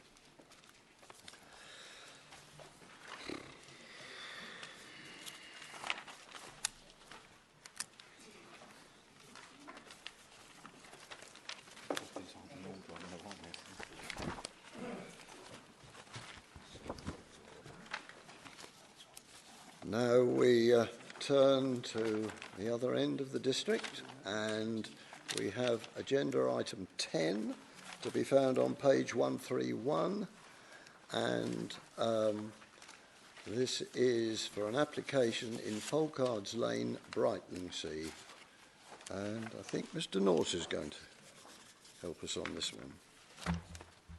Chairman, thank you. Yeah, this is an application for erection of a detached 4-bed dwelling, an associated cart lodge at Folkards Lane, Brightlingsea. Again, it's one of the sites that members looked at this morning. So this is the site itself. As you can see, it's set on the corner of the highway itself. As members will be aware, there are a number of other dwellings in the locality. I think, again, as was pointed out on site this morning, there's a couple of dwellings further to the north along Folkards Lane. So this is the overhead view of the site, which gives, I think, a bit of context. I think, again, as members pointed out this morning, there is a fairly large green gap, if you like, between some of the frontage development along the lane itself, which, as we noted this morning, part of which is used for the keeping of horses. So again, this gives a wider view. As mentioned, there are a couple of properties further to the north along the road, but that's where the actual site itself is. There is a bit of planning history to the locality, and I think it's worth going through that. The red line you can see here, where I'm indicating, is the existing development or settlement boundary within the adopted local plan and within the emerging local plan. So the site is outside the settlement boundary. However, there has been a dwelling approved in this location. There's been a couple of bungalows approved on appeal in this location, and a further dwelling allowed on appeal on this site here. Part of the reasoning within those, particularly the appeal decisions, was that the location itself was considered to be sustainable, and even though outside the settlement boundary did meet the definitions for sustainable development in terms of social, economic and environmental. So this is the site itself. As I said, members looked at it this morning.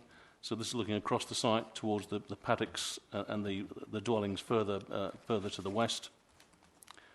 This again is showing the entrance into the site.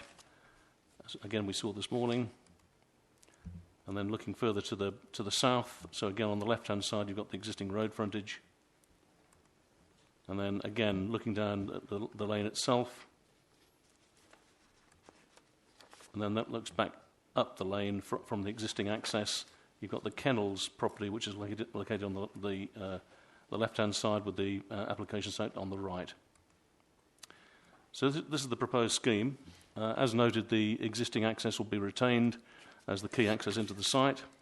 This is the proposed dwelling with the cart lodge located in this situation here. As noted, there is ample parking and turning space within the site to allow cars to come out with a forward gear. As noted, the major part of the site will be retained as the main garden land. So this is the proposed dwelling. I think it's a good quality design. It's what you described as a 1.5-storey dwelling. As you can see, the roof level actually comes down to window level, so it's normally would be described as a 1.5-storey dwelling. But I think in terms of detail, as a one-off dwelling in this location, I think it does fit in terms of the locality. So this is the proposed layout. You've actually got 3 bedrooms at first floor level and with bathrooms, and a separate bedroom at ground floor level, then other accommodation at ground floor. And that's just the cart lodge detail. So I think the key thing here, Chairman, is the location of the site and the fact that it is outside the settlement boundary. As members are aware, we are in a situation where we, against the MPPF, we don't have a 5-year housing land supply. Therefore, what's known as the tilted balance is in force.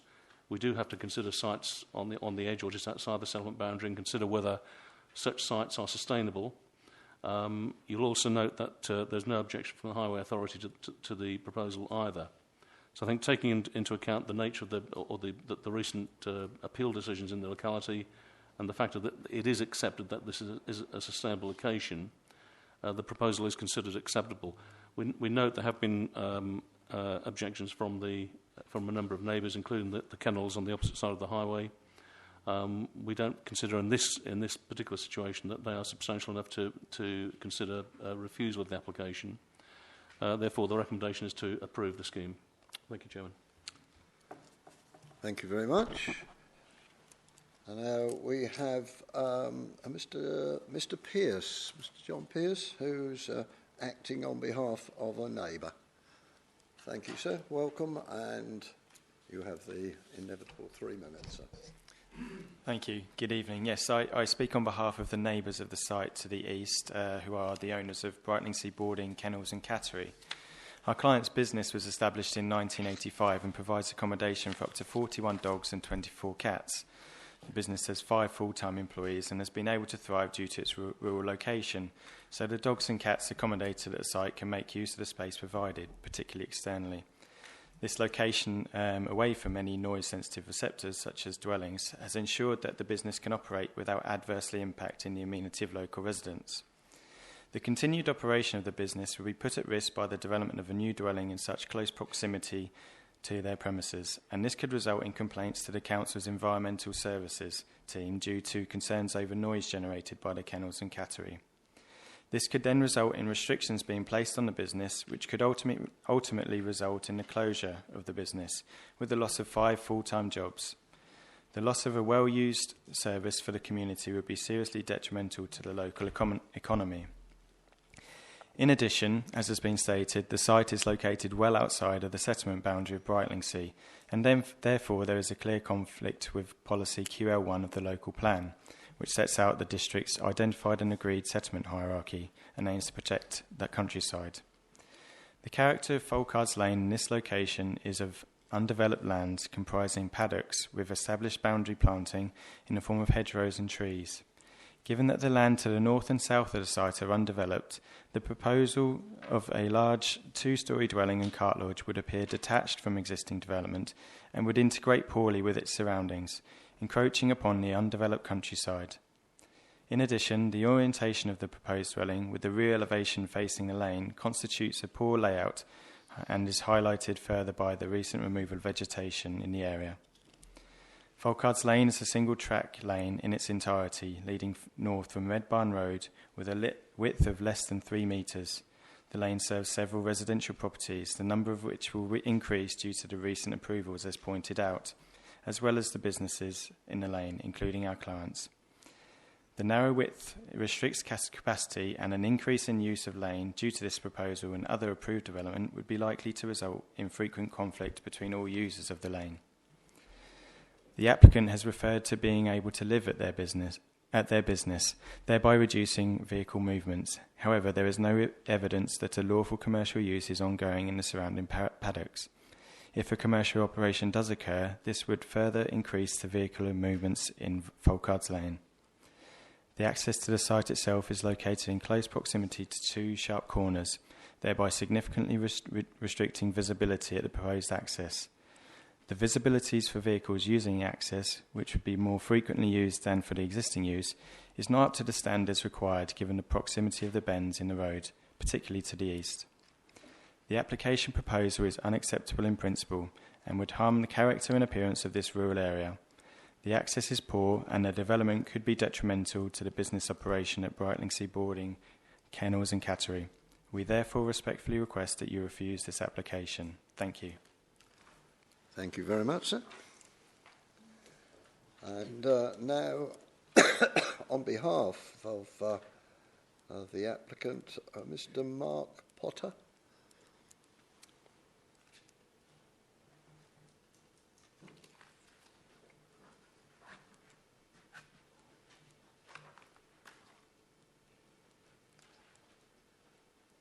Right, so when you're settled and you've got your microphone live, the floor is yours. Good evening, Chairman and committee members. I'm the agent speaking on behalf of the applicant in support of the application. We do note there have been a number of objections that relate to the site, in particular being outside the settlement boundary. However, I would like to highlight, and quoting from the officer's report, if I may, that the site is in a residential area. It's not isolated. It is on previously developed land. It has an existing access, and it has been identified as being in a sustainable location. We also note a number of highway safety issues have been raised. However, Essex County Council Highways have confirmed that proposals will not compromise highway safety, and there are also a number of numerous conditions on the draft approval which would require the applicant to comply with additional highways requirements, and which would need to be fulfilled before occupation of the dwelling. Turning to policy, I note that there are local planning policies and recent inspector advice in the summer of last year that identify a shortfall in housing supply in the tendering district, and that each application must be considered on its merits in accordance with the National Planning Policy Framework. This proposal satisfies the National Planning Policy Framework with respect to economic, social and environmental aspects of sustainable development. Furthermore, there are numerous recent appeal decisions, again highlighted in the officer's report, that support housing on sites that are just outside settlement boundaries and that are in appropriate locations, further adding weight to support for this type of development. I'd also mention that there is also similar development nearby that has recently obtained approval, which has been previously mentioned, but I'll just list those: a 3-bedroom cottage, 2 detached bungalows, both of which are in Folkards Lane, and most recently at 5 Folkards Lane, a detached 4-bedroom house, which was only approved, I believe, in the last few weeks. So there is clearly a precedent supporting new housing in this location. The applicant has followed due process, and by submitting a pre-application inquiry first, obtaining support from the council before submitting this application. The proposals have been substantially redesigned to reduce the size and height of the house, and they now have the support of the planning officer and Brightlingsea Town Council. It has been more than 6 months since the planning application was submitted, so I strongly urge that the committee support this application, if you would please. Thank you. Thank you very much. Right. Anything to add, Mr. North? I think it was just a point about whether the site would be considered isolated. I think again, members perhaps would noted this from the site visit this morning that there are a number of properties within the locality, including on the opposite side of the highway, as well as the kennels next door. And as I mentioned, there are a couple of dwellings further to the north. So it's difficult to argue that the site is isolated. I think we take the point from in terms of the impact from the kennels. I think it needs to be noted there are other properties which also adjoin the kennels, which potentially would be affected by noise from the kennels. I'm not aware of particular complaints emanating from that situation. So I think to perhaps consider the impact from the kennels in isolation, it would be difficult to consider that as a reason for refusal in this case. Thank you. Thank you very much. And just as the applicant or his agent pointed out, Brightlingsea Town Council now support it, but there's nobody come forward from any of the organisations. So in which case, councillors, up to you. Councillor Alexander. I think Councillor Howard indicated before me that I don't know if I go first. Thank you for giving way. Could we go back to the settlement boundaries file, please? Thank you. If we look at this and go down that middle lane there, straight up, to the left, there is one which has been one on appeal, am I right? Yes. Is that also outside the development boundary? Is that right? So if we are minded to approve this tonight, we would also be following the line that the inspector has laid down, and in fact could be setting a precedent, in effect, within that area. Now, after listening very intently to what was said today, okay, the lane is very narrow, but I believe in emergency appliance in the form of a fire engine, and I don't think they come much bigger than that. Manage to get down there with ease, turn round and get back out again. I think that's the first issue that came to my mind, so it is accessible. And the other thing that I did like about it is that there was ample space around, and it looked just right for the development area, and I think it is good. It's in keeping with the other housing and housing settlement that has already established itself there. And I cannot see in my mind, listening to the objection about the kennels, etc., I don't see in my mind that we have any grounds here, considering that this is already an area not dissimilar, has been one on appeal, that we have any grounds to say that we wish to refuse it. So with that in mind, when the time comes, Chair, if it's your desire, then I will make a decision of approval. Thank you. Councillor Bray. Councillor Harris was in first. Okay, thank you. I think Councillor Alexander made some of the points that I was going to make. I don't see an issue with the actual road leading up to it as well. Obviously, we arrived today in a coach. I mean, that's quite a wide vehicle, and that got up there with fair ease. And I know about the fire engine as well. One of the objections is regarding the kennels, saying that the possible future owner of this property might complain about the noise from the kennels. Well, I don't know about the other councillors, but I mean, I stood there and I couldn't hear anything at all from the kennels whatsoever. The only animal noise that I heard were the horses, which were neighing for carrots or something behind, and it was a wonderful noise that was as well. But I couldn't hear anything from the kennels. And in any event, if anybody moving to the house would obviously know before they moved there that there was a kennels there, and they would expect to hear some animal noise from it if they move there. It's like moving next to a pub and then complaining about the pub. I mean, you know what it is. I mean, I just can't see that being an issue. I don't see it being a problem with it being outside the settlement boundary, as there has been points already been made, is that there's been previous approvals for building, and also, unlike other applications that have gone before us this evening, this is not overlooking anybody. There's plenty of space around this property, and there certainly won't be a problem getting a settee in the front door. Thank you, and I will be supporting it. Thank you. Councillor Bray. Yeah, I agree with everything that's been said so far. Very happy to second Councillor Alexander on that. I can't see any problems with this. I don't like it being outside the boundary. I don't like anything being outside the boundary. Realistically, if we went against this, we won't appeal. So I think apart from the fact that it's outside the boundary, there's nothing at all wrong with it. So at least it's a nice property outside the boundary. So excellent. Yeah, Councillor McWilliams.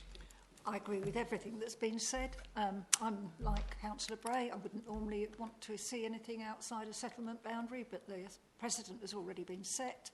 It's a nice area. I agree, I can't see what the problem is over the kennels. I think that's all part of the area, and it will be quite satisfactory. So I will happily support that application as well. Good. Councillor Fowler. Thank you, Chairman. And I think Councillor McWilliams just been reading my crib sheet.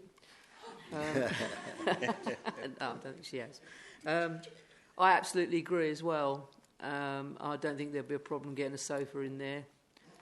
Even though I have been pondering about the sofa problem, I think they actually come in kit form nowadays, don't they? But anyway, yes, I totally agree with colleagues, and I will be supporting the application. Thank you, Chairman. All right. Don't normally add a comment myself, but when you look at the map with the 3 other appeals that have been upheld outside the development area, we wouldn't have a leg to stand on to fight it, I don't think. No further comments, in which case I think I've got down Councillor Alexander as the proposer and Councillor Bray the seconder. So you're being asked to look at approval with any conditions that are listed on page 150 to 146 to 150. That's in section 8. And with those in mind, the proposers accept those. In which case, those in favour of this application, please show. And yes, I think it's unanimous. You got 1 abstention, right? Thank you. In that case, it is approved with 8 in favour and 1 abstention. Thank you very much.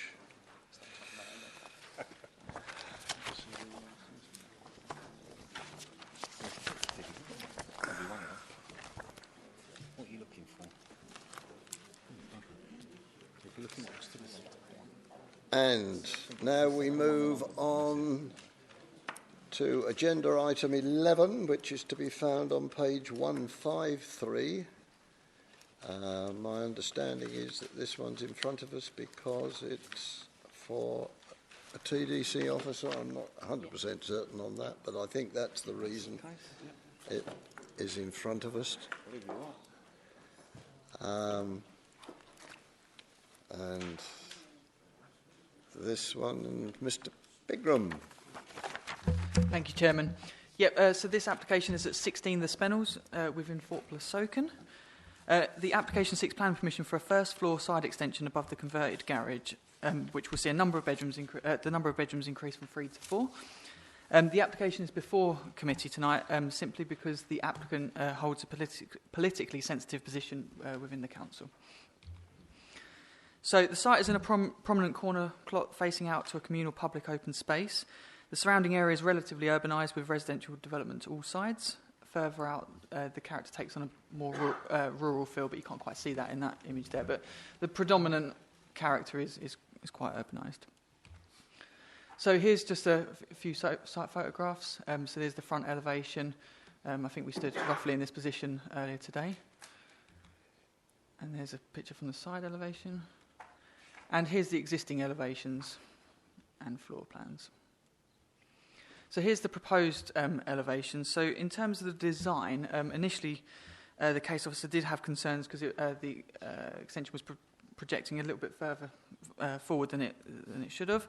It was considered it might potentially set a harmful precedent and not be in keeping with the nearby development. Amended plans reduce the length of this extension to what you can see in front of you now. It's more clearly defined as an extension and more in keeping with the character of the area, in particular the neighbour just adjacent. So given this, the visual impact is considered to be acceptable. In terms of the impact to the neighbours, it does not extend beyond the original rear elevation. There's a block plan there, so you can see how far back it goes. So it maintains a separation distance of approximately 1.5 metres to the boundary. It's not going to appear imposing or result in significant loss of light. I know at the site visit this morning, members did raise concerns with the existing first floor side elevation window to the neighbouring property. It did appear to be obscure glazed, but in any case, it's likely to be serving a hallway or a bathroom. So that's not a main habitable room, and given that and that there is a sort of distance of 1.5 metres, there's not considered to be significant loss of light as a result of that. So there's no first floor side elevation windows to the extension that could directly overlook into this garden area just here, and the first floor rear elevation windows, they will have views more to the sort of far rear of the garden here, which is less likely to be regularly occupied, so it's not considered to result in significant harm to the amenities of that neighbouring property. The parish council are in support of the application. There have been no other letters in support or against received. So given all of the above, we're recommending approval on this one. Thank you. Thank you very much. Lost my crib sheets. We've got no speakers, so in that case, I shan't ask the officer to speak, so straight to Councillor Bray. Thank you, Chairman. Looked at this one. The only concern I really had was that side aspect window. So I did ask the question. Presumably the neighbour concerned number 18, I believe, was informed. He was informed, doesn't seem to have made any objection whatsoever. I'm also mindful of the fact that this is only really before us because I believe it's a staff member's application, and therefore if it had been anybody else, this would almost certainly have gone to delegated and would probably have been approved. Now, whilst I don't think we should treat our staff any better than we should treat everybody else, I don't think we should treat them any worse either. And therefore, I'm minded to support this. Thank you. Councillor Alexander. Thank you. Yes, I think I agree entirely with what Councillor Bray has just said. And to add my view on this, when we looked at this, it was obvious that many other properties in the area had followed the same line as this proposal. I looked at the glass in the window. It was not modesty glass, so it was not meant, I don't think, to be a bathroom. And it was a very small window, very insignificant. And the sun would hit it. And at some time in the day, you're going to get shade anyway, because the sun is not with you 24 hours a day. So, yes, I think I'm minded to agree with Councillor Bray, and if you're looking for a seconder, I'm willing to second it. All right. Any further speakers? Right, then I take it I have a proposer and I have a seconder. Yep. And the conditions for this on page 157. Yep. And 158. Thank you, Ian. So, are those in favour of this, please show. That is unanimous. It is approved. Thank you very much. And we move on to the next one, which is agenda item 12. And this, again, is in front of us because they are TDC properties. It's planning application, the Grove Flats in Grove Avenue, Walton-on-the-Naze. You'll find it on page 161 of your agenda. And yes, Mr. Pigram's got it again. Thank you, Chairman. Yep, so the application site is the Grove Flats in Grove Avenue within Walton. The application is a variation of Condition 2 of a previously approved scheme by the Planning Committee in January 2018. The proposal, part of that scheme was to include the erection of some new garages, and this application is purely looking to seeking to amend the material use from brick to render. As Councillor White just stated, the applicant is TDC, and that is why it's before committee this evening. So here's a site location plan. You can see the site, the wider site highlighted in red. The garages themselves are located to the sort of northwestern corner there. You can see the surrounding area is relatively urbanised with residential development. And there's a slightly wider image just to show you a little bit more how much residential development there is surrounding the area. Here's a picture of the nearby street scene, so you can see that the predominant use of material is render. This is a view of the site looking east, and this is a view of the site looking west, and that was a view of the garage under construction. You'll note today when we was at the committee, the construction's got considerably further than that, so it has slightly changed. So so in terms of the design, as I say, the proposal is purely to change from the previous brick design, which you can see along there, to a rendered design, so you can see there. So visually, it's not much different to what was previously approved. There was no objection to the use of brick previously, but render is more in keeping with both the Grove Flats and the surrounding residential development, so I guess it results in a slight visual enhancement. There's no other impacts in terms of impact to the neighbours. It's the same built form, it's just a change of material. Frinton and Walton Town Council are in support. Again, no objection letters received, so once again recommend for approval. Thank you. Councillor Alexander. Thank you, Chair. I must say I've got some issues with this, actually. When we saw this originally and we agreed it with the skin of single brick around the inner skin. Now, I'd like to know, I looked at it because we couldn't get near the site because obviously it was a building site and people were using heavy machinery and hard hats and all that carry on. Are those cinder or are those concrete, those construction material they're using?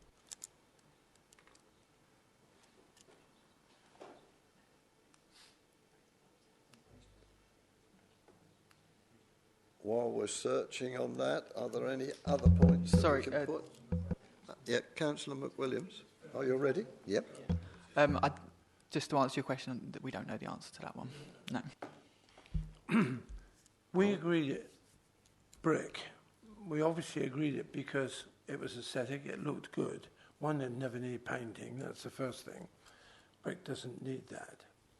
I was assuming, and there was a binding between the brick and the actual inner skin of whichever it's cinder or concrete. Now we're changing the whole format of the look of those flats and the purpose, and I don't know why you want us to change that. Why has this been, or not you personally understand, but why it's been deemed that we should change what we've originally designed and agreed to? Why has that change been brought about? I can't answer exactly why. The applicant doesn't need to justify to us why they wish to do it. We're purely here to seek the impacts of the changes. And as I stated earlier, visually is really the only real consideration here. And it, in my mind, is more in keeping with what's there. So I can't see that we would not support that. Right, sorry, Chair, I'm not finished. I'm sorry. That's all right. So who are the applicants then? Tendering District Council, so I think it's the Building Services team. Correct me if I'm wrong, aren't we tendering District Council Planning Committee In that case, are we not entitled to know what our own council is doing? I mean, I asked this question this morning. Why are we changing this? It's a simple question. If there's a logical reason, I'm happy to go along with it. Is it done for financial? I'm happy to go along with that. We all want to save pennies, don't we? But I wanted to know why we decided to change that. Yes, please. Yeah, I think it's a perfectly legitimate question, but probably not one for these officers or this committee to consider. So that question would fall outside the remit of the terms of reference for this committee. So you're tasked with considering the impact of the development in terms of its visual appearance in this case, because that's the change from the previously approved scheme. That question that you're asking would really need to be addressed to the committee or the portfolio holder that's responsible for that piece of housing land. So it's sort of legitimate, but not in this environment. So we're focusing tonight just on that visual appearance. If I may, I would like to very loosely challenge that, because when we look at any application, especially large applications, we're always told how they're constructed and what they're going to be made of. In fact, we talked today about how pretty the various bricks looked and how we were privy to see what the actual finished look of those properties might look like. I don't see this as an unreasonable thing, and I think it is within our term of reference for us to know why they've changed their direction.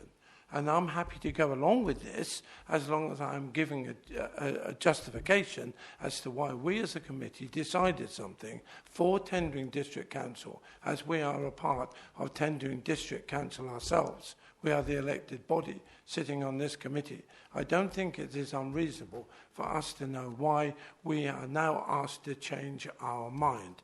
If it's outside of that, would it be possible that we could be furnished with some information on that at maybe a later date? It would be feasible to do that.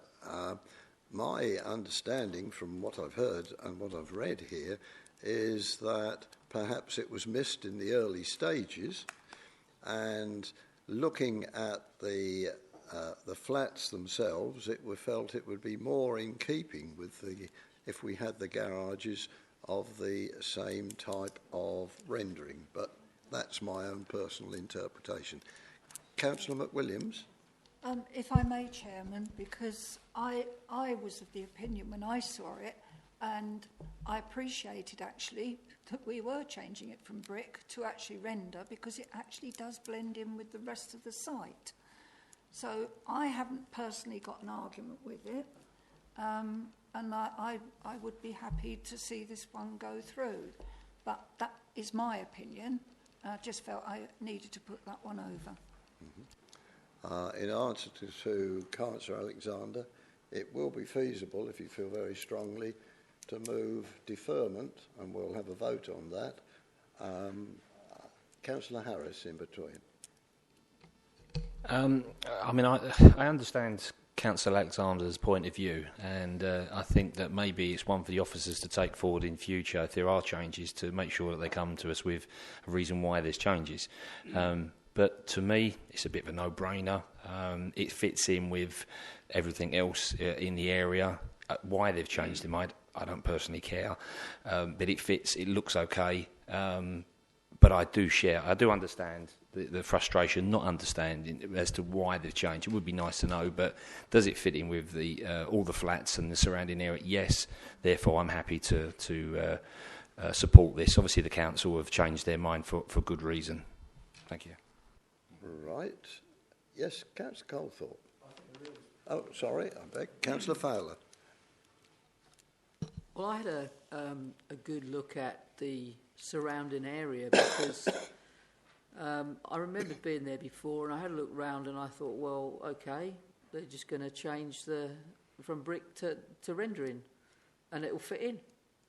I couldn't see a problem with that, and I still don't. So I'm happy to, if that was a proposal, I'm happy to support Councillor McWilliams on that one. Thank you. Right. Now, Councillor Colthorpe. So I've got a proposal and a seconder for acceptance. Councillor Colthorpe. Thank you. Has the construction method changed since the last approval? I don't think it's just about the finish. Was the original construction going to be, say, double brick, and they've gone ahead and built blockwork, which they now want to render? That's the question. Has the construction method changed? I think that would be building regs would define that, I think. But yeah, I think so. I think I'm right on saying that. Right. If there's no further, I've got a proposer and a seconder that we give approval to it. So I'm going to vote on that, and you can take your views on that one. So those in favour of approval of changing this to rendering over the bricks, please show.